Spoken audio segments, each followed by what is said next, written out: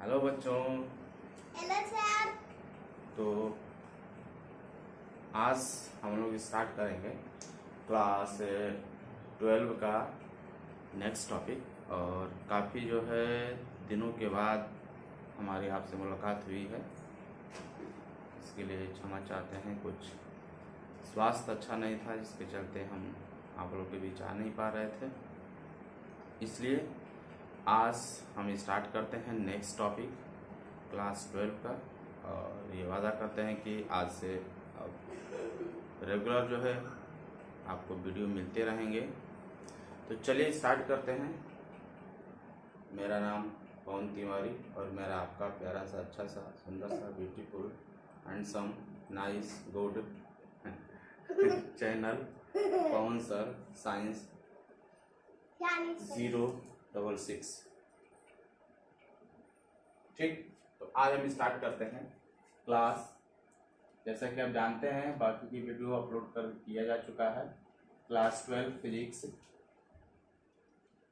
और इसमें हम लोग पढ़ेंगे behaviour of conductor in an electric field.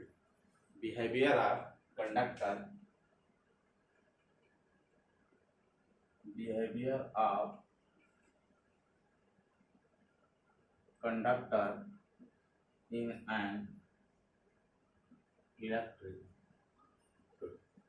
किसी कंडक्टर को अगर हम इलेक्ट्रिक फील्ड में रख देते हैं तो उसका बिहेवियर कैसा होता है, कैसा वो बिहेव करेगा, इसके बारे में हम यहाँ पर क्या करेंगे, डिस्कस करेंगे कि behaviour of conductor in an electric field. तो सबसे पहले तो आप जान लीजिए कि कोई अगर कंडक्टर होता है तो उसमें large number of free electrons होते हैं। ये आप जानते ही हैं कि conductor contain a large number of free electrons. तो हम कोई सबसे फर्स्ट प्रॉपर्टी हमारा होगा, प्रॉपर्टी भी देखेंगे और साथ साथ उसका एक्सप्लेनेशन भी करते रहेंगे। और एक मैं बात आपको बता देना चाहता हूँ कि अगर आप पीछे का वो सारा वीडियो अगर नहीं देखे हैं तो एक बार ज़रूर देखें। पवन सर साइंस 066 यूट्यूब पर आकर सर्च मारेंगे तो वहाँ पर वो वीडियो अपलोडेड है और आप पीछे की वीडियो देख लेंगे तो ये वीडियो आपको समझने में थोड़ा ज़्यादा आपको हेल्प मिलेगा। तो एक बार ज़रूर उसे आप देखें। ओके, तो चलिए स्टार्ट करते हैं। फर्स्ट बिहेवियर है कि net electric field inside a conductor in an electric field is zero. Net electric field inside the या interior of the conductor is zero. से कंडक्टर को अगर हम इलेक्ट्रिक फील्ड में रख देते हैं तो कंडक्टर के अंदर जो नेट इलेक्ट्रिक फील्ड होता है वो जीरो होता है। तो हम लिखेंगे, अभी देखेंगे कैसे होता है। नेट इलेक्ट्रिक field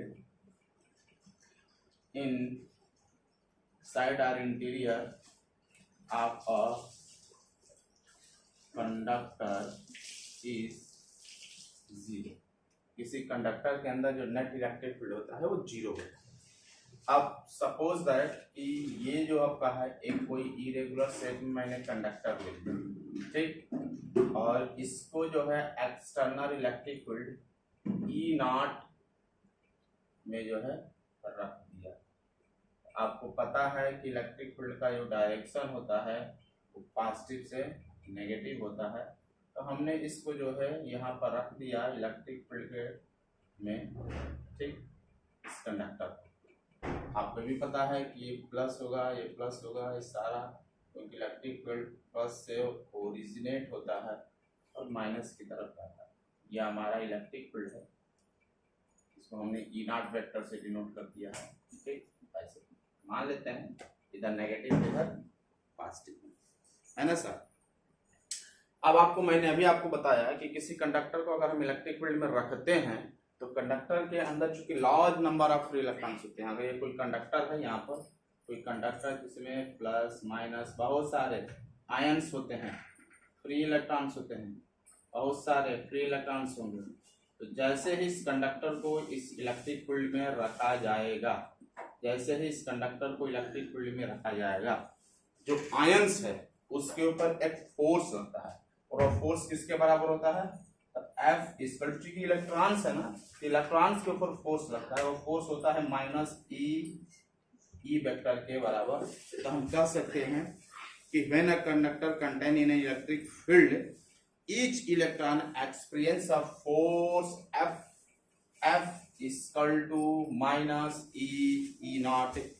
प्रत्येक इलेक्ट्रॉन के पास ये फोर्स लगता है, और आपको ये बताया गया है कि किसी ऑब्जेक्ट पर अगर फोर्स लगता है तो ऑब्जेक्ट हमारा उधर ही मूव करता है जिधर फोर्स का डायरेक्शन होता है। तो जब इसके अंदर ये सारे इलेक्ट्रॉन्स हैं, सारे फ्री इलेक्ट्रॉन्स हैं, नेगेटिव चार्जेस हैं, तो इसके नेगेटिव चार्जेस पर एक फोर्स लगता है, और किस डायरेक्शन में लगता है, तो in the direction opposite to the applied electric field. तो अप्लाइड इलेक्ट्रिक फील्ड का डायरेक्शन क्या है, पॉजिटिव से नेगेटिव। तो जो इस पे नेगेटिव चार्ज है इस पे फोर्स लगेगा नेगेटिव से पॉजिटिव, यानी इलेक्ट्रिक फील्ड का डायरेक्शन किधर है, पॉजिटिव से नेगेटिव। तो जितने भी नेगेटिव चार्जेस हैं, सॉरी इलेक्ट्रिक फील्ड का डायरेक्शन जो है नेगेटिव से, सॉरी इलेक्ट्रिक फील्ड का जो डायरेक्शन है वो पॉजिटिव से नेगेटिव है, ये प्लस है या माइनस है, तो पॉजिटिव से नेगेटिव है। तो इसके ऊपर जो फ्री इलेक्ट्रॉन्स है इसके ऊपर जो फोर्स लगेगा वो नेगेटिव से, मतलब कि वो इसके अपोजिट डायरेक्शन में इधर लगेगा। तो हम कह सकते हैं कि किसी कंडक्टर को अगर इलेक्ट्रिक फील्ड में रखते हैं जिसके अंदर जो आयंस होते हैं, जो इलेक्ट्रॉन्स होते हैं, उसके ऊपर फोर्स लगता है, and direction of that force is opposite to the applied electric field. जो इलेक्ट्रिक फील्ड है उसके अपोजिट डायरेक्शन में होता है, और इस फोर्स के चलते जो इलेक्ट्रॉन होता है, अब चूंकि फोर्स इधर लगेगा तो जो इलेक्ट्रॉन्स है क्या होंगे, सारे नेगेटिव वाले इस साइड आ जाएंगे, कंडक्टर की इस साइड आ जाएंगे, अब पॉजिटिव वाले क्या होंगे, कंडक्टर के उस साइड चले जाएंगे। तो इस फोर्स लगने के चलते ही जो इलेक्ट्रॉन होंगे, free electron move and collect that part of conductor, conductor के उस पार्ट की तरफ कोलेक्ट हो जाएंगे जहां पर इस इलेक्ट्रिक फील्ड का पॉजिटिव वाला एंड है। तो जहां पॉजिटिव वाला एंड है वहां पर जाकर वो कोलेक्ट हो जाएगा। यानी कहने का तात्पर्य यह है कि सारे नेगेटिव के ऊपर फोर्स इस डायरेक्शन में लग रहा है, तो सारा नेगेटिव जो मेरा इधर आके कोलेक्ट हो जाएगा, इकट्ठा हो जाएगा इसके इस सिरे पर। अगर कंडक्टर के इस वाले एंड को ए कह दें और इस वाले एंड को अगर हम बी कह दें तो नेगेटिव वाला पार्ट इधर आ जाएगा और पॉजिटिव वाला पार्ट क्या होगा, इसके अपोजिट डायरेक्शन में चला जाएगा, ऐसे अपोजिट डायरेक्शन में चला जाएगा। कोई फोर्स लग रहा है ना इसके ऊपर, सारे फ्री इलेक्ट्रॉन है इसके ऊपर कंडक्टर में रखने के बाद फोर्स लग रहा है, तो सारे इलेक्ट्रॉन क्या होगी, एक तरफ आ जाएंगे इधर, मतलब नेगेटिव चार्ज इधर आ जाएगा, अब पॉजिटिव चार्ज क्या होगा इसके अपोजिट, प्लस वाला प्लस की तरफ तो आएगा नहीं, माइनस वाला माइनस की तरफ जाएगा नहीं, तो क्लियर है कि नेगेटिव वाला इधर आएगा और पॉजिटिव वाला उधर जाएगा।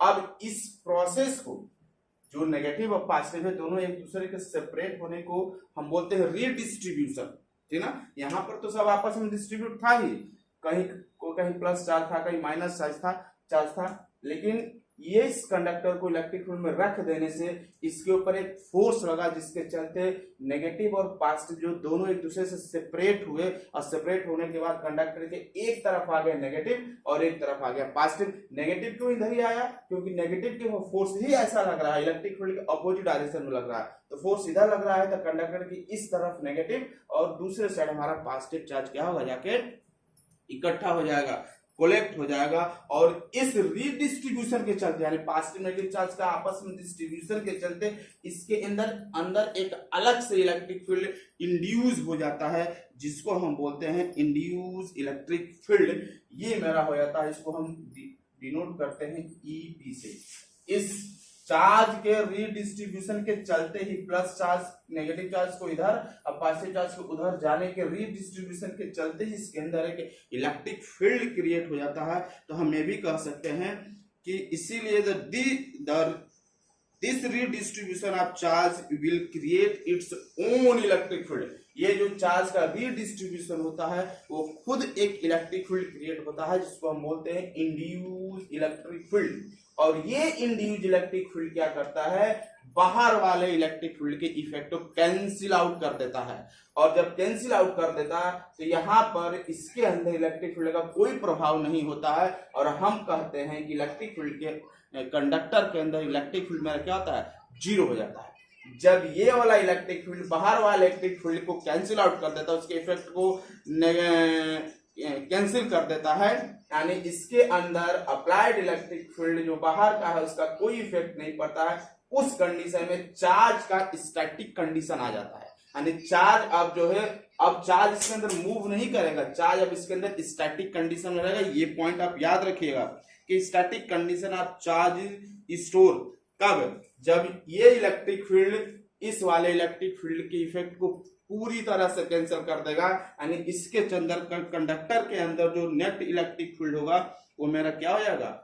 0 के बराबर हो जाएगा। तो हम लिख सकते हैं net electric field equal to 0। ये कंडीशन कब आएगा? 0 की कंडीशन। पहले तो जब इस कंडक्टर को इलेक्ट्रिक फील्ड में रखेंगे तो पहले तो ये पोलराइज होगा, धीरे धीरे नेगेटिव इधर आएगा, पॉजिटिव इधर आएगा, थोड़ा कुछ इलेक्ट्रिक फील्ड क्रिएट होगा, फिर कुछ और नेगेटिव चार्ज इधर आएगा, कुछ पॉजिटिव चार्ज उधर जाएगा, तो फिर थोड़ा ज्यादा कुछ और ज्यादा इलेक्ट्रिक फील्ड क्रिएट होगा, फिर थोड़ा और नेगेटिव चार्ज इधर आएगा, फिर पॉजिटिव चार्ज इधर जाएगा, तो थोड़ा और इलेक्ट्रिक फील्ड जो है इसमें अंदर इंड्यूस होगा। इस तरह इलेक्ट्रिक फील्ड इंड्यूस होते होते जब अंदर वाला इलेक्ट्रिक फील्ड बाहर वाले इलेक्ट्रिक फील्ड के बराबर हो जाता है, यानी ये वाला इलेक्ट्रिक फील्ड इस बाहर वाले इलेक्ट्रिक फील्ड को कैंसिल आउट कर देता है, तो उस समय हमारा net electric field inside the interior क्या होता है? 0 हो जाता है। और उस समय हम कहते हैं कि चार्ज का स्टैटिक कंडीशन स्टोर हो जाता है, मतलब कि अब चार्ज इसके अंदर मूव नहीं करेगा। सरफेस पे जो चार्ज है वही सारा जाके सरफेस पे ही तो स्टोर हो गया, तो सरफेस पे जो चार्ज हो जाता है इलेक्ट्रिक फील्ड में वो अब रेस्ट के कंडीशन में, स्टैटिक के कंडीशन में मूव नहीं कर रहा है। इसीलिए कहा जाता है कि net electric field inside the conductor इस क्या होता है? 0 होता है। जो इलेक्ट्रॉन है उसके ऊपर फोर्स लगेगा, फोर्स लगने से वो एक तरफ आ जाता है और पॉजिटिव चार्ज एक तरफ चला जाता है, जिसके चलते इसके अंदर के इलेक्ट्रिक फील्ड खुद से इंड्यूस हो जाता है, जिसको हम बोलते हैं इंड्यूस इलेक्ट्रिक फील्ड। यही वाला इलेक्ट्रिक फील्ड बाहर वाले इलेक्ट्रिक फील्ड के इफेक्ट को कैंसिल आउट कर देता है और इसलिए इसके अंदर नेट इलेक्ट्रिक फील्ड क्या होता है? 0 हो जाता है। और जब नेट इलेक्ट्रिक फील्ड 0 हो जाता है तो हम कह सकते हैं कि statics condition of charge are restored. इस पॉइंट को नोट कर लीजिएगा यहाँ पर कि static condition, statics condition of charge restore. ये इसको याद, इसको नोट किया जाएगा। इसको अभी आगे वाला टॉपिक जब इसको हम एक्सप्लेन करेंगे तो उसकी जरूरत अभी पड़ेगी, तुरंत पड़ेगी। ठीक, तो ये रहा मेरा नेक्स्ट इसकी property, electric field in the conductor 0 होता है। कैसे होता है ये भी आपने देखा। दूसरा जो इसकी प्रॉपर्टी होता है कि electric field just outside the conductor perpendicular to the surface of conductor, तो उसे भी हम देखते हैं, इसलिए इसको फटाक से आप नोट कर लीजिए। तो अगला हम बढ़ते हैं। दूसरा आपका है electric field just outside the charge conductor is perpendicular to the surface of conductor. Conductor के सरफेस पर परपेंडिकुलर होता है। अभी तो आपने देखा कि कंडक्टर के अंदर 0 होता है। आप देखेंगे कि इलेक्ट्रिक फील्ड जो होता है सरफेस के कंडक्टर के सरफेस पर परपेंडिकुलर होता है। कैसे परपेंडिकुलर होता है वो पॉइंट याद रखिएगा कि स्टैटिक कंडीशन स्टोर हो जाएगा। स्टैटिक कंडीशन का मतलब कि चार्ज जो सरफेस पर रेस्ट में रहेगा, इलेक्ट्रिक फील्ड में मोशन नहीं करेगा, रेस्ट में रहेगा। स्टैटिक कंडीशन कब आता है? जब अंदर वाला इलेक्ट्रिक फील्ड बाहर वाले इलेक्ट्रिक फील्ड को कैंसिल आउट कर देता है। कैंसिल आउट क्यों करता है? क्योंकि इसके अंदर चार्ज का क्या होता है, आप कह सकते हैं पोलराइजेशन हो जा रहा है, आप कह सकते हैं चार्ज रीडिस्ट्रीब्यूशन हो रहा है। क्यों रीडिस्ट्रीब्यूशन हो रहा है? क्योंकि इसके अंदर जो फ्री इलेक्ट्रॉन है उसके ऊपर इलेक्ट्रिक फील्ड के चलते एक फोर्स लग रहा है। उस फोर्स का डायरेक्शन किधर होता है? इलेक्ट्रिक फील्ड के अप्लाइड इलेक्ट्रिक फील्ड के अपोजिट डायरेक्शन में होता है। इसलिए इलेक्ट्रॉन इधर आ जा रहा है, प्लस चार्ज इधर चला जा रहा है और इस रीडिस्ट्रीब्यूशन के चलते ही इसके ऊपर एक फोर्स लग रहा है, एक इलेक्ट्रिक फील्ड क्रिएट होता है जिसको हम बोलते हैं इंड्यूस्ड इलेक्ट्रिक फील्ड। यही इलेक्ट्रिक फील्ड बाहर वाले इलेक्ट्रिक फील्ड के इफेक्ट को क्या करता है? कैंसिल आउट कर देता है। जब कैंसिल आउट कर देता है तो इसके अंदर नेट इलेक्ट्रिक फील्ड क्या होता है? 0 के बराबर हो जाता है। और वो कंडीशन तब होता है जब क्या होगा? स्टैटिक इलेक्ट्रिक फील्ड चार्ज का रीस्टोर हो जाता है, मतलब चार्ज सरफेस पे क्या रहता है? रेस्ट के पोजीशन में रहता है, मूव नहीं करता है, मोशन नहीं करता है। इसलिए वो पॉइंट को याद रखेंगे। ठीक, चलते आगे बढ़ते हैं। नेक्स्ट जो इसका प्रॉपर्टी है कि electric field just outside the conductor is perpendicular the conductor. Electric field just outside the charge conductor is perpendicular to the conductor. दूसरा है electric field just outside the charge conductor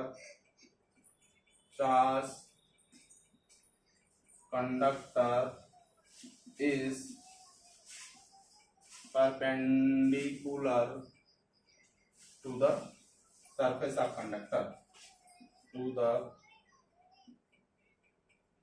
surface of conductor। Conductor के surface पर electric field perpendicular होता है। ठीक, अब इसके लिए हमें ये दिखाना है कि कैसे परपेंडिकुलर होता है सरफेस पर। तो हम क्या करेंगे कि एक ले लेंगे, कोई ऐसे इरेगुलर शेप का कंडक्टर ले लेंगे, ठीक। और हमें जब ये दिखाना है कि इसके ऊपर परपेंडिकुलर होता है, तो हम ये मान के चलेंगे कि परपेंडिकुलर नहीं होता है। जैसे आपको याद होगा क्लास 10th में आप मानते थे ना, क्लास 10th में क्या सपोज करते थे कि prove that √2 is the irrational number. तो आप वहां पर क्या सपोज करते थे कि ये जो है रेशनल है, और लास्ट में जो रिजल्ट आता था उसके आधार पर कहते थे दिस इज द कंट्राडक्ट और सपोजिशन इज रॉन्ग, इस तरह आप बताते थे वहां पर। और फिर बाद में कहते थे कि √2 is the rational irrational number. पहले रेशनल सपोज करते थे और लास्ट में बोल देते थे इरेशनल नंबर अपने जो है रिजल्ट के आधार पर, ऐसा आप याद होगा। इसको मैं प्रूव करके नहीं बताऊंगा कि आप जानते हैं। उसी तरह यहां पर हमें प्रूव करना है कि इलेक्ट्रिक फील्ड परपेंडिकुलर होता है, तो हम यहां सपोज करके चलेंगे कि परपेंडिकुलर नहीं होता है। तो परपेंडिकुलर नहीं होगा सरफेस पर, तो इलेक्ट्रिक फील्ड सरफेस के साथ कुछ एंगल बनाएगा। अरे भाई परपेंडिकुलर नहीं है, 90 डिग्री नहीं है, तो 30 का एंगल बनाएगा, 60 का एंगल बनाएगा, 45 का एंगल बनाएगा, 90 का नहीं बनाएगा, फिर ना 120 का बनाएगा, कुछ तो बनाएगा ना एंगल, चाहे जितना कहीं बनाए। हम मान लेते हैं कि नॉट अ परपेंडिकुलर, तो पहले सपोज कर लेंगे कि इलेक्ट्रिक फील्ड परपेंडिकुलर नहीं है। तो नहीं है तो वो सरफेस के साथ क्या करेगा, कुछ ना कुछ एंगल बनाएगा। तो हम मान लेते हैं कि इसके साथ ये इलेक्ट्रिक फील्ड जो है इसके साथ थीटा एंगल बना रहा है। क्या बना रहा है, थीटा एंगल बना रहा है, ठीक। बात समझ में आया, आ रहा समझ में, ठीक। ध्यान किधर है आप लोग का, ध्यान इधर होना चाहिए, इधर इधर इधर। नजर से नजर मिलाइए, ठीक ना, नजर से नजर मिलाइए। नजर मिलाना तो आप लोग बहुत अच्छी तरह से जानते हैं। क्लास 11 में जब बच्चा जाता है तो नजरें मिलाना तो सीखता है ना सर। चलिए ठीक है, नजर मिलाना है, नहीं किससे मिलाना है, नजर फिजिक्स से नजर मिलाना है, टॉपिक से नजर मिलाना है। आप लोग कहीं और नजर मिलाना शुरू कर देते हैं, ठीक।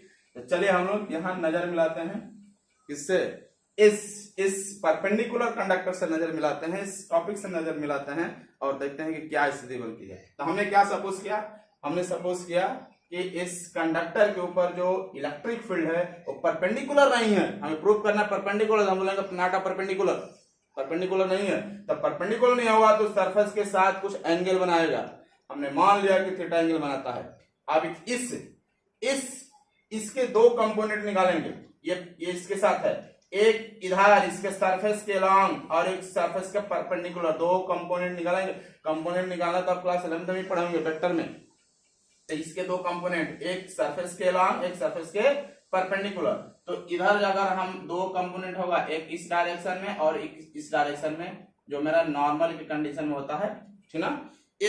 इस जो एक दूसरे के जो है परपेंडिकुलर कह सकते हैं हम। तो इस तरह जो हमारा होगा, ये दो कंपोनेंट में मैंने इसको रिजॉल्व कर दिया, इस वाले डायरेक्शन में इस सरफेस के लॉन्ग और एक सरफेस के इस, भाई हमने इसको परपेंडिकुलर नहीं बोला है, हमने बोला ये परपेंडिकुलर नहीं है, तो एक बार इधर रिजॉल्व कर दिया है, इसके इस डायरेक्शन में यूनिट वेक्टर के अलॉन्ग इसको रिजॉल्व कर दिया, और एक इस डायरेक्शन में दो कंपोनेंट में इसको रिजॉल्व किया। तो इधर वाला तो आपको पता ही है इलेक्ट्रिक फील्ड चूंकि ये मेरा है, तो इसलिए ये जो कंपोनेंट होगा ये ई कॉस थीटा के बराबर होगा। किसके बराबर होगा, ई कॉस थीटा के बराबर। अब थोड़ा ध्यान से सोचिएगा कि इलेक्ट्रिक फील्ड का ये कंपोनेंट आपसे क्या बताता है, इस इलेक्ट्रिक फील्ड का ये सरफेस वाला कंपोनेंट आपसे क्या बताता है कि इलेक्ट्रिक फील्ड का डायरेक्शन इधर है। जब इलेक्ट्रिक फील्ड का डायरेक्शन इधर है तो इसके ऊपर जो भी चार्ज होगा, इस सरफेस पे जो भी चार्ज होगा, जितने भी चार्ज होंगे सरफेस पे, सबके ऊपर फोर्स लगेगा। क्योंकि मैंने अभी आपको बताया था कि किसी भी चार्ज को अगर इलेक्ट्रिक फील्ड में रखते हैं तो इस पे फोर्स लगता है। तो अब मैंने इसको इस डायरेक्शन में रिजॉल्व कर दिया, इसका मतलब इसके सरफेस के ऊपर जो चार्ज होगा इसके ऊपर फोर्स किधर लगेगा, इस डायरेक्शन में फोर्स लगेगा। और जब इस टेंजेंशियल कर सकते हो, इसके टेंजेंशियल फोर्स लगेगा, और जब टेंजेंशियल फोर्स लगेगा तो आपको पता है कि किसी बॉडी पर जिस पर फोर्स लगता है वो उसी डायरेक्शन में मूव करता है जिधर फोर्स का डायरेक्शन होता है। तो इसकी सरफेस के ऊपर जो चार्ज है इसके ऊपर जब टेंजेंशियल फोर्स लग रहा है तो ये टेंजेंशियल फोर्स के चलते चार्ज हमारा क्या करेगा, ये मूव करेगा या नहीं मूव करेगा, करेगा ना भाई मूव, क्योंकि इलेक्ट्रिक फील्ड का डायरेक्शन इधर, इसका जो है दो कंपोनेंट में से फर्स्ट कंपोनेंट हमारा ये हो गया ई कॉस थीटा, और ये बताता है कि इलेक्ट्रिक फील्ड का डायरेक्शन सरफेस के लंग इस तरह है, तो इसके ऊपर फोर्स लगेगा, और इस फोर्स लगने के चलते इसके सरफेस के ऊपर जो चार्ज होगा वो क्या होगा हमारा, वो मूव करेगा, चार्ज हमारा मूव करेगा। जब चार्ज मूव करेगा तो ये वाली कंडीशन तो फेल हो जाएगी ना। अभी तो आपने क्या पढ़ा कि इलेक्ट्रिक फील्ड में किसी कंडक्टर को रखते हैं तो स्टैटिक कंडीशन हमारा रिस्टोर हो जाता है, जबकि ये वाली बात क्या कह रहा है कि फोर्स लगने के चार्ज हमारा मूव करेगा, तो दिस इज द कंट्राडक्ट। आ गया 10th वाली बात कि √2 रेशनल है, लास्ट में बोल देंगे इरेशनल है, क्योंकि हमारा सपोजिशन क्या था, रॉन्ग था, हमने जो सॉल्व किया उसके अनुसार कुछ दूसरा रिजल्ट आ गया। तो हमने यहां सपोज करके चला कि परपेंडिकुलर नहीं है, 90 डिग्री कुछ एंगल बना रहा है, एंगल बना रहा है तो दो कंपोनेंट ले लिया कि ई कॉस थीटा, कि ई कॉस थीटा आपसे क्या बताता है, ई कॉस थीटा ये बताता है कि इसके ऊपर जो चार्ज है उसके ऊपर फोर्स लग रहा है, और चार्ज पर फोर्स लगेगा इसका मतलब चार्ज मूव करेगा। जबकि पिछले प्रॉपर्टी में आपने पढ़ा है कि इलेक्ट्रिक फील्ड में किसी कंडक्टर को रखते हैं तो कंडक्टर का क्या होता है, स्टैटिक्स कंडीशन स्टोर होता है, नहीं वो रेस्ट में हो जाता है, मोशन नहीं करता है। जबकि यहाँ पे क्या कर रहा है कि मोशन करता है, इसका मतलब क्या, आवर सपोजिशन इज रॉन्ग, हमने जो सपोज किया वो रॉन्ग है, इसका मतलब ये कोई दूसरा एंगल नहीं बनाएगा, क्या बनाएगा, परपेंडिकुलर ही बनाएगा। या इसको हम दूसरे सब तरह समझ कर सकते हैं कि अगर ये इधर है तो फोर्स लगा रहा है, इधर है तो फोर्स लगा रहा है, और इसी के चलते चार्ज मूव कर रहा है, जब हम जानते हैं कि वो मूव नहीं करता है, स्टैटिक बढ़ता है, इसका मतलब दिस कंपोनेंट इस क्या हो जाएगा, जीरो के बराबर हो जाएगा, तभी तो चार्ज मूव नहीं करेगा। अगर ये कंपोनेंट जीरो नहीं रहता, उसका कुछ ना कुछ वैल्यू रहता तो चार्ज मूव करता इधर, लेकिन ये कंपोनेंट क्या होगा, जीरो के बराबर होगा, इसका मतलब तभी इसके ऊपर चार्ज के ऊपर कोई फोर्स नहीं लगेगा। अगर जीरो बराबर नहीं रहता तो कोई ना कोई फोर्स जरूर लगता, लेकिन इसके ऊपर क्या है कि इस कंपोनेंट का इफेक्ट जीरो है, इसको कोई इफेक्ट नहीं पड़ रहा है, इसलिए इफेक्ट नहीं पड़ा, इसका मतलब जीरो, ये जीरो के बराबर हो जाएगा। तो जब जीरो के बराबर हो जाएगा तभी हम कह सकते हैं स्टैटिक स्टोर होगा, नहीं तो चार्ज तो मूव करने लगेगा, तब वो कंडीशन हो ही नहीं पाएगा। तो वो कंडीशन मेरा है, सरफेस पे चार्ज स्टैटिक्स रहता है, इसका मतलब कि ये वाली कंपोनेंट का कोई फर्क नहीं पड़ रहा है ही नहीं है, मान के चलेंगे, कह देंगे जीरो के बराबर होगा। तो जब जीरो के बराबर होगा तो इसको हम जीरो बोल देंगे, cos theta equal to zero, और cos कितने डिग्री की वैल्यू जीरो होती है, तो थीटा इक्वल टू क्या होगा, 90 डिग्री, इसका मतलब ये एंगल कितना होगा, 90 डिग्री का होगा। इसका मतलब इलेक्ट्रिक फील्ड जो होता है कंडक्टर के सरफेस पे क्या होता है, परपेंडिकुलर होता है। समझ में आया बात? नेक्स्ट नोट करिए इसे। तो नेक्स्ट प्रॉपर्टी पे चलते हैं, net charge in the interior of the conductor is zero. Net जो प्रॉपर्टी है, नेट चार्ज कह सकते हैं, net charge in the interior of conductor is zero zero zero. Electric field के अंदर जो नेट चार्ज होता है वो जीरो होता है। कैसे होता है भाई, आपने ये पढ़ा है अच्छी तरह से, E vector dot ds vector equal to q by epsilon naught. आपने ये पढ़ा है, E vector dot ds vector equal to q by epsilon naught. ये E वेक्टर आपको पता है कि इलेक्ट्रिक फील्ड के अंदर there is no electric field, sorry conductor के अंदर there is no electric field, conductor के अंदर कोई इलेक्ट्रिक फील्ड नहीं होता है, कोई इलेक्ट्रिक फील्ड। इधर इधर इधर ध्यान किधर है, इधर इधर ध्यान टॉपिक पे ना, नजर से नजर मिलाइए, नजर से नजर मिलाइए, तब सवाल होगा। सारा काम बंद, सारा काम बंद, ठीक, खाना पीना रोना गाना हंसना सब बंद, हंसना नहीं, हंसना रोना तो है, हंसिए रोइए नहीं, हंसिए खूब हैप्पी रहिए, और फिजिक्स के साथ इतना जुड़ जाइए, इतना जुड़ जाइए, इतना जुड़ जाइए कि आप किधर देखिए, जिधर से देखे, जहां से देखे, जैसे देखे, सब आपको फिजिक्स ही नजर आए। घर में सोते खाते उठते बैठते रोते गाते सब फिजिक्स फिजिक्स फिजिक्स। कोई अगर आपसे मम्मी अगर आपसे मांगे, खाना खा रहे हो, मम्मी आपसे रोटी मांगे, क्या लोगे, रोटी, बोलोगे फिजिक्स चाहिए, ये क्या हो गया भाई, फिजिक्स चाहिए, ठीक। ऐसा होना चाहिए फिजिक्स के साथ, अगर आप एकदम रम जाएंगे तो सिर्फ चारों तरफ आपको फिजिक्स ही दिखेगा, और तब फिर आप फिजिक्स में नंबर 1 हो जाएंगे।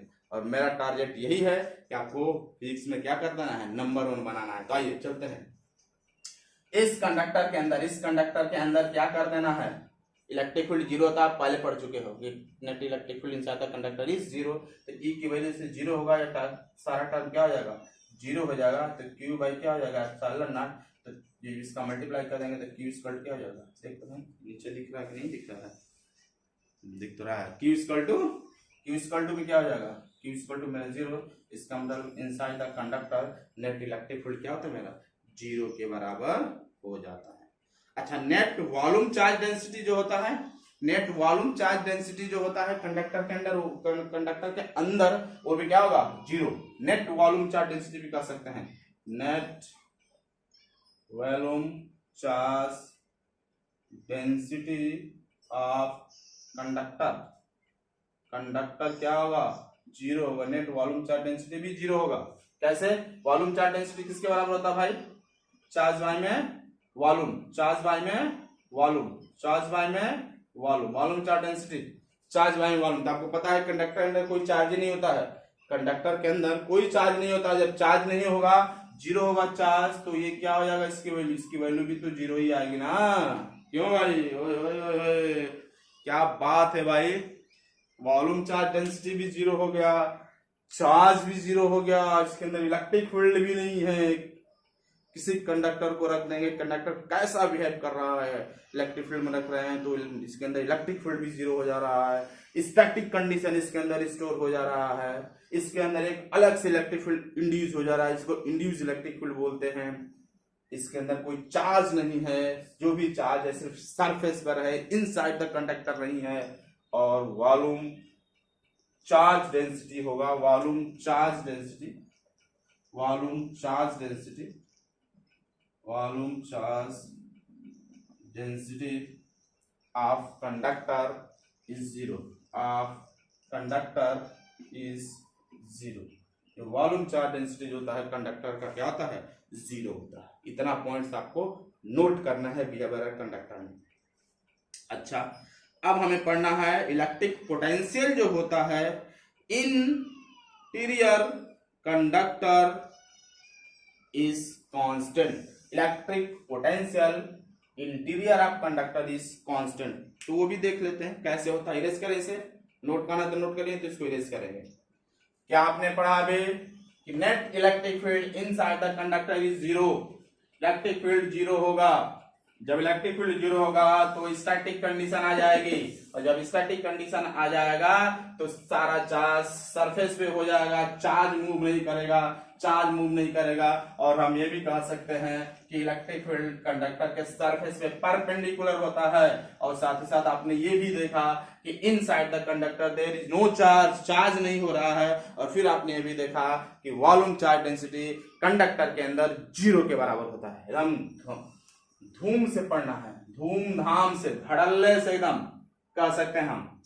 क्या इलेक्ट्रिक पोटेंशियल, नेक्स्ट है electric potential in interior of conductor. Conductor के अंदर की बात हो रही है, electric potential interior of the conductor. ना साहब, अंदर की बात हो रही है, ये सारे अंदर की बात है, ठीक। Electric potential in is constant, is constant कहां, for interior of conductor, interior of conductor, interior या inside the conductor, inside the conductor. Conductor के अंदर क्या होता है, सब अंदर की बात है, यानी कंडक्टर के अंदर जो है इलेक्ट्रिक पोटेंशियल क्या होता है, इलेक्ट्रिक पोटेंशियल कांस्टेंट होता है। ये भी देख लेते हैं, चलिए कैसे होता है। आपको पता है equal to minus DV by में D are.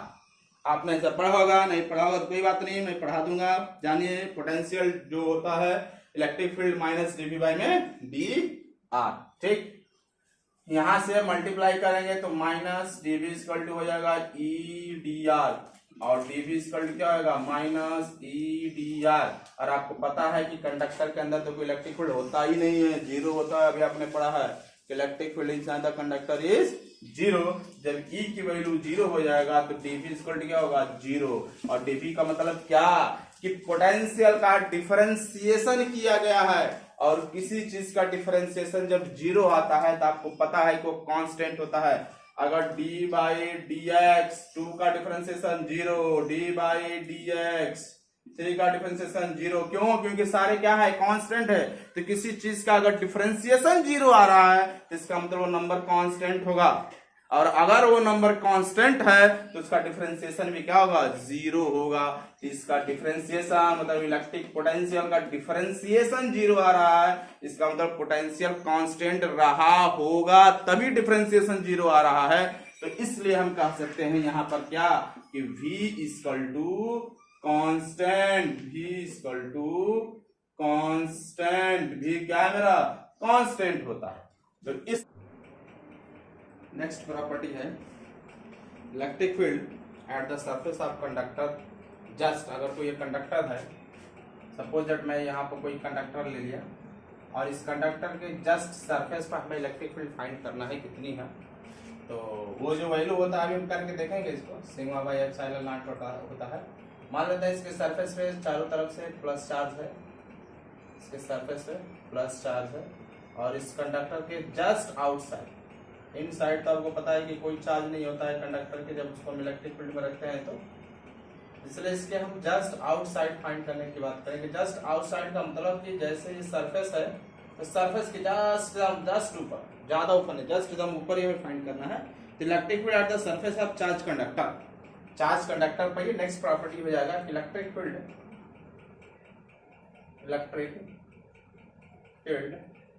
At surface of charge conductor, surface of charge conductor. कोई कंडक्टर अगर चार्ज हो तो इसके मतलब चार्ज मतलब कंडक्टर के ऊपर अगर चार्ज रख दिया गया हो तो उसके सरफेस पे इलेक्ट्रिक फील्ड कितना होगा, इतना ही होता है। इसे अभी हम कैलकुलेट करेंगे। अब इसके लिए हम क्या करेंगे कि जैसे इस कंडक्टर है, कंडक्टर के ऊपर चार्ज प्लस चार्ज डिस्ट्रीब्यूटेड है, तो हम क्या करेंगे, इस पॉइंट पर हमें इलेक्ट्रिक फील्ड फाइंड करना हो तो हम क्या करेंगे, इसके ऊपर एक जस्ट ऊपर, थोड़ा हम ऊपर ले ले रहे हैं ताकि फिगर समझ में आएगा। तो आप इसका मतलब ये नहीं कि आप समझिए काफी ऊपर है, ये पॉइंट जस्ट नीचे ही है। जस्ट जैसे सरफेस है तो जैसे सरफेस तो सरफेस के जस्ट ऊपर, सरफेस के जस्ट ऊपर, तुरंत ऊपर, लेकिन मैंने थोड़ा ऊपर ले लिया ताकि फिगर्स अगर बड़ा बनेगा तो स्पष्ट समझ में आएगा। तो हमें इलेक्ट्रिक फील्ड फाइंड करना है कि कंडक्टर के जस्ट ऊपर इलेक्ट्रिक फील्ड कितनी होगी, जो कि मैंने यहाँ लिख भी रखा है, उसे मैं अभी करके देखेंगे भी। तो हम इसके लिए क्या करेंगे कि इस सरफेस को इस पॉइंट से होता हुआ एक सिलेंडर कंसीडर कर लेंगे। इसको बोलते हैं पील बॉक्स, मतलब बहुत स्मॉल कंडक्टर। भाई सरफेस है, सरफेस जैसे ये कोई सरफेस है, सरफेस के जस्ट ऊपर पॉइंट है, तो सिलेंडर भी जो बनेगा क्या हो, बहुत स्मॉल बनेगा, ऐसे करके इससे छोटा सिलेंडर बनेगा। लेकिन चूंकि बड़ा हो, फिगर स्पष्ट समझ में आए, दिखे। अब मैं इतना छोटा बना दूंगा तो क्लियर नहीं हो पाएगा, इसलिए मैंने थोड़ा बड़ा फिगर बनाया ताकि समझ में आए। अब इसके सरफेस पे इलेक्ट्रिक फील्ड क्या होगा, तो जैसे आप ये सिलेंडर बनाएंगे, सिलेंडर का कुछ पार्ट जो है इस जो है एक तरह से गॉसियन सरफेस हो गया। गॉस लॉ में आपको बताया गया था कि जहां पर भी इलेक्ट्रिक फील्ड बनाना है वहां पर हम फाइंड करना है, वहां पर हम क्या करते थे कि Gaussian surface, close Gaussian surface consider कर लेते थे। तो इसी तरह हमें जस्ट इस सरफेस के ऊपर इलेक्ट्रिक फील्ड फाइंड करना है। तो इस पॉइंट से होता हुआ एक सिलेंड्रिकल, वो भी हमारा क्या होगा, बहुत स्मॉल पील बॉक्स, उसको हम बोलते हैं वेरी वेरी स्मॉल होता है, शॉर्ट सिलेंडर होता है। ठीक है, ये जो मेरा बॉक्स है आपका, ये है बॉक्स है, बहुत स्मॉल बॉक्स है, वेरी, क्योंकि पॉइंट ही जस्ट सरफेस के ऊपर है तो सिलेंडर भी क्या होगा, बहुत स्मॉल होगा। अब चूंकि इलेक्ट्रिक फील्ड क्या है, चूंकि आपको पता है कि कंडक्टर के अंदर कोई चार्ज नहीं होता है, तो इस सिलेंडर का जो आधा पार्ट जो कंडक्टर के नीचे है और आधा पार्ट जो कंडक्टर के ऊपर है, तो नीचे वाले पार्ट में तो कोई इलेक्ट्रिक फील्ड नहीं होगा, क्योंकि चार्ज कहाँ है, सरफेस पे है। चार्ज सरफेस पे है तो अंदर तो इलेक्ट्रिक फील्ड होगा नहीं, जो भी होगा क्या होगा, वो ऊपर की तरफ ही होगा, यानी इसी वाले सरफेस पे इलेक्ट्रिक फील्ड होगा। ये सरफेस आप ये मत समझिएगा ये सरफेस इतना ऊपर है, ये सरफेस जस्ट ऊपर है। जैसे मैं यहाँ एक अलग लेके दिखा दे रहा हूँ, ये सरफेस है, तो ये पॉइंट है, जस्ट आउटसाइड पॉइंट है, तो सरफेस जस्ट इसके ऊपर ही है, और इस तरह इलेक्ट्रिक फील्ड क्या होगा, इसके जब ऊपर ही होगा। लेकिन थोड़ा स्पष्ट देखिए, इसलिए मैंने ऊपर बना दिया। तो जो भी इलेक्ट्रिक फील्ड होगा सब ऊपर वाले सरफेस को, सिलेंडर के ऊपर वाले सरफेस पे होगा, इस वाले सरफेस में नहीं होगा। अगर हम कर्व सरफेस की बात करें तो इस कर्व सरफेस पे एक छोटा सा हम एलिमेंट्री एरिया ले लेंगे, तो इलेक्ट्रिक फील्ड एरिया वेक्टर का डायरेक्शन तो इधर होगा और इलेक्ट्रिक फील्ड क्या होगा, ऊपर की तरफ है। तो यहाँ पर एरिया वेक्टर और इलेक्ट्रिक फील्ड के बीच कितने का एंगल बन रहा है, 90 डिग्री का एंगल बन रहा है। तो आपको पता है कि जब हम कर्व सरफेस के इलेक्ट्रिक फील्ड की बात करेंगे, ई डॉट डीएस, डीएस हम सपोज कर लेते हैं इसका एरिया वेक्टर, ये स्मॉल जो सरफेस इसका हम डीएस अगर एरिया वेक्टर ले लें तो ई डॉट डीएस के आधार पर इसको हम निकालते हैं तो ई डीएस कॉस थीटा होगा। और चूंकि यहाँ पे इलेक्ट्रिक फील्ड और एरिया वेक्टर के बीच 90 डिग्री का एंगल बन रहा है, इसलिए कितना हो जाएगा, इसकी वैल्यू 0 हो जाएगी। तो कहने का तात्पर्य है कि इसके कर्व सरफेस, अगर ये सिलेंडर है तो सिलेंडर के कर्व सरफेस पर भी इलेक्ट्रिक फील्ड नहीं होगा, इस सिलेंडर के जो पार्ट नीचे है इस नीचे वाले पार्ट में भी इलेक्ट्रिक फील्ड नहीं होगा, क्योंकि वहां तो चार्ज ही नहीं है। जो भी होगा इसके ऊपर वाले सरफेस पर ही चार्ज होगा। जैसे छोटा सा अगर हम ये ले लें, ये छोटा सा सिलेंडर ले लें, ऐसे आप सिलेंडर रखते हैं तो इसके नीचे वाले पार्ट में भी सिलेंडर कोई चार्ज नहीं है तो इलेक्ट्रिक फील्ड नहीं होगा। ऊपर वाले बस यहीं पर जो हमारा सरफेस बनता है, ये वाला सरफेस है, इसी पर जो हमारा इलेक्ट्रिक फील्ड उसी सरफेस पे है, तो जो भी इलेक्ट्रिक फील्ड होगा सिर्फ ऊपर वाले सरफेस के चलते होगा। कर्व वाले पर तो आपने देख ही लिया कि कर्व वाले पर भी कोई चार्ज नहीं होगा, क्योंकि यहाँ पर क्यों नहीं है, क्योंकि यहाँ पे एरिया वेक्टर का डायरेक्शन इधर है, इलेक्ट्रिक फील्ड का डायरेक्शन ऊपर की तरफ है, तो जिसके चलते 90 डिग्री का एंगल बनेगा और ये 0 हो जाएगा। तो यहाँ पर अगर हम निकालते हैं, ठीक, अब चूंकि आपको पता है कि जो इलेक्ट्रिक फील्ड होता है, ये आपको पता है कि इलेक्ट्रिक फील्ड क्लोज सरफेस का निकालने के लिए ई वेक्टर डीएस वेक्टर किसके बराबर होता है, तो क्यू बाई में एप्सिलॉन नॉट होता है। अब हम फाइंड ये करेंगे कि ये जो सरफेस है सिलेंडर का, इसके ऊपर कितना चार्ज होगा। ये जितना क्लोज कर रहा है सिलेंडर एरिया, उस एरिया के अंदर जितने चार्ज आ जाएंगे वही सारे चार्ज इसके सरफेस पे होंगे। जैसे मैंने यहाँ पर लिया था एक छोटा सा एरिया, तो इस एरिया में इस कंडक्टर के ऊपर जितना भी चार्ज आ जाएगा, जो भी चार्ज आ जाएगा वही चार्ज इस एरिया में होगा। तो इसके लिए आपको पता है कि सरफेस चार्ज डेंसिटी का फार्मूला आपको याद होगा, बताया गया था। सरफेस चार्ज डेंसिटी अगर हम सिग्मा की बात करें तो क्या होता है, चार्ज बाई में एरिया होता है हमारा। एरिया चूंकि हमने यहाँ बहुत स्मॉल एरिया क्या लिया है, डीएस लिया है, डीएस हो जाएगा हमारा ये एरिया, ठीक। तो इस तरह अगर हम यहाँ से चार्ज निकालें Q equal to sigma DS की अगर बात करें तो चार्ज इक्वल टू हो जाएगा सिग्मा डीएस, ये सरफेस चार्ज होगा, ठीक। अब सिग्मा की वैल्यू अगर ग्रेटर देन होगा 0 तो पॉजिटिव होगा, और सिग्मा की वैल्यू अगर लेस देन होगा तो क्या होगा, मेरा नेगेटिव होगा। अब यहाँ पर अगर हम इलेक्ट्रिक फील्ड रखते हैं, इसकी वैल्यू अगर इस फार्मूले का यूज करके अगर हम इस इलेक्ट्रिक फील्ड निकालेंगे इसके सरफेस में कितना होगा, तो हम क्या लिख सकते हैं, ये जगह ई डी एस और इस क्यू के जगह हम रख देंगे सिग्मा बाई डी एस, ठीक। यहां से इलेक्ट्रिक फील्ड मेरा ई और डीएस, अगर पूरा सरफेस एरिया की हम बात करें तो टोटल सरफेस एरिया का पूरा ले लें यहाँ पर, तो क्या हो जाएगा हमारा ये ई डीएस की हम बात करें, या इसको आप ऐसे भी चाहे तो लिख सकते हैं, ये हो जाएगा मेरा। इस फार्मूले के आधार पर अगर मैं यहाँ से इसकी वैल्यू कैलकुलेट करना चाहूँ तो लिख सकते हैं E dot DS equal to क्या हो जाएगा, क्यू बाई में एप्सिलॉन नॉट। और यहाँ से अगर हम निकालें ई डीएस, इस क्यू की वैल्यू अगर हम यहाँ से रखें सिग्मा बाई डीएस, ठीक, सिग्मा डीएस, और ये क्या हो जाएगा हमारा एप्सिलॉन नॉट। एप्सिलॉन नॉट हम कर सकते हैं यहाँ पर हम सिग्मा के साथ मॉडुलस लगा देंगे, क्योंकि अगर पॉजिटिव चार्ज होगा, अगर Q इज ग्रेटर देन 0 होगा तो इसके लिए क्या होगा, पॉजिटिव होगा, और अगर ये Q नहीं सिग्मा इज लेस देन 0 होगा तो इसके लिए क्या होगा, ये मेरा नेगेटिव होगा। इसलिए हम यहाँ पर जो है मॉडुलस लगा देंगे, क्योंकि हम प्लस की बात कर रहे हैं तो यहाँ पर मॉडुलस हम लगा देंगे। अब यहाँ से डीएस चला जाएगा तो E बराबर क्या बचेगा आपका, E बराबर हो जाएगा सिग्मा बाई एप्सिलॉन नॉट। तो इस तरह आप देख रहे हैं कि जो हमारा ये कंडक्टर है, कंडक्टर के सरफेस जस्ट आउटसाइड जो इलेक्ट्रिक फील्ड होता है मेरा, सिग्मा बाई क्या होता है, एप्सिलॉन नॉट के बराबर होता है, ठीक। अब जो स्मॉल बॉक्स है वो हमारा ये वाला बस इसके आउटर सरफेस पे ही होगा, इनर सरफेस पे नहीं होगा, क्योंकि चार्ज नहीं है। कर्व सरफेस पे भी नहीं होगा, क्योंकि 90 डिग्री का एंगल बन रहा है। जो भी होगा सिर्फ आउटर सरफेस पे अपवर्ड डायरेक्शन में होगा, और उसकी वैल्यू कितनी होती है, E equal to sigma by epsilon naught होता है। तो इस तरह जो है ये मेरा है इलेक्ट्रिक फील्ड में कंडक्टर की बिहेवियर।